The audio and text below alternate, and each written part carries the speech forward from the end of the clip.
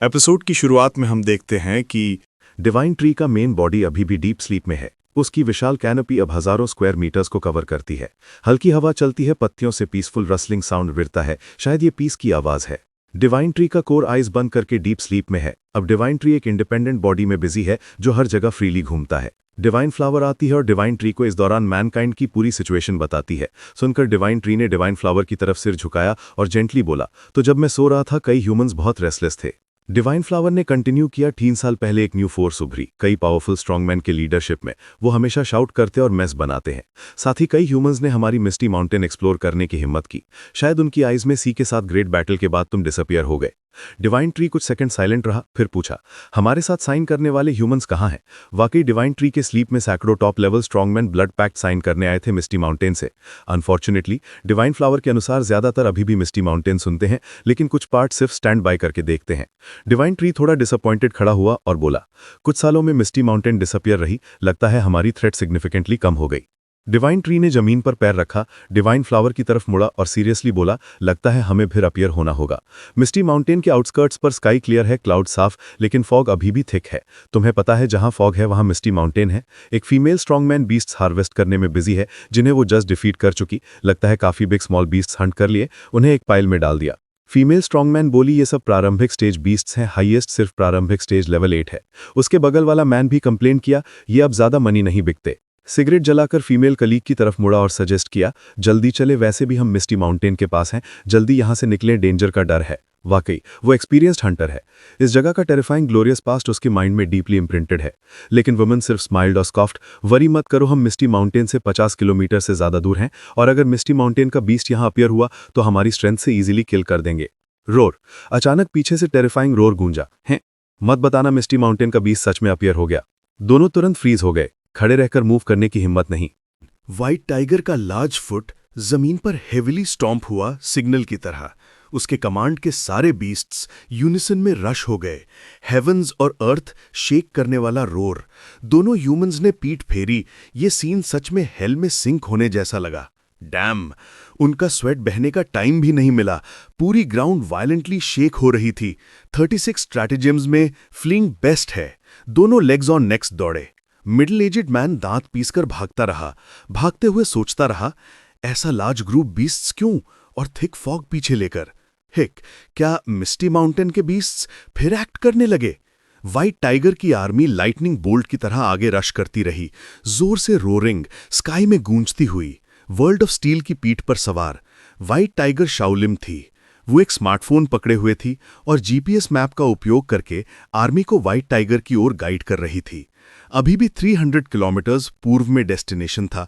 जिस जगह वे जा रहे थे वो वर्ल्ड ऑफ स्टील था, जहां मेटल को लाइफ मिली हुई है, और ये एक स्पेशल फॉरबिडन एरिया है। शाओलिम का इस बार का मिशन इस एरिया को कॉन्कर करना था। शाओलिम को ये मिशन सीधे तियान कैंप से मिला था। वो पीस सिटी को मैनेज करने में बिजी थी, इसलिए शाओलिम को इस बार शो ऑफ करने का मौका मिला। ह्यूमन वर्ल्ड को डिटर करने की जरूरत से शुरू करके डिवाइन ट्री इस मौके का फायदा उठाकर ह्यूमैनिटी के मुंह पर एक स्लैप मारना चाहता था और चिल्लाना चाहता था, तुम लोग जाग गए हो, सावधान रहो। व्हाइट टाइगर ने भौएं चढ़ाकर डिटर्मिनेटली कहा, चिंता मत करो शाओलिम, मैं तुम्हारी बहुत अच्छे से प्रोटेक्शन करूंगा। बेशक शाओलिम को यकीन नहीं था। हाँ, व्हाइट टाइगर काफी ग्रोन अप लग रही थी, लेकिन इस बार उनका अपोनेंट कॉन्टिनेंट के टॉप 10 विलेंस में से एक था, जिसे अंडर एस्टिमेट नहीं किया जा सकता। चाइना फेडरेशन की ओर बेस्ट यंग पीपल के लिए एक कॉन्फ्रेंस चल रही थी। इस मीटिंग का chairman spiritual power supervision department का डायरेक्टर था। उसने शुरू किया, इस बार मैंने सभी को एक रीजन से यहां बुलाया है। मुझे यकीन है कि सभी को मिस्टी माउंटेन के बारे में पता है। 3 साल की साइलेंस के बाद अब वो फिर से बसलिंग विद एक्टिविटी हो गया है। बोलते हुए वो टेंशन से पसीना बहा रहा था।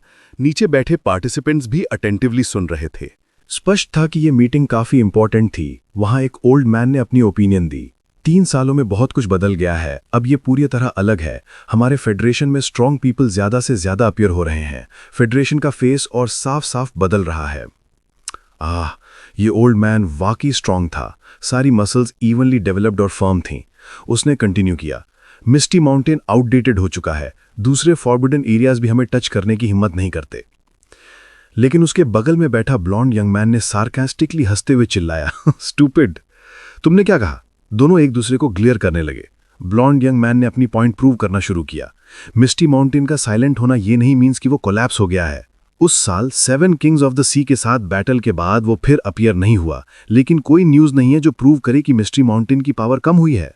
तुम्हारा ये ओवर कॉन्फिडेंट ओपिनियन हमें ही हार्म पहुंचाएगा। वाकई ह्यूमैनिटी के पास अभी भी सर्वाइव करने का चांस है। ऐसे ब्रेनी स्ट्रांगमैन को जल्दी ब्रीड करना चाहिए।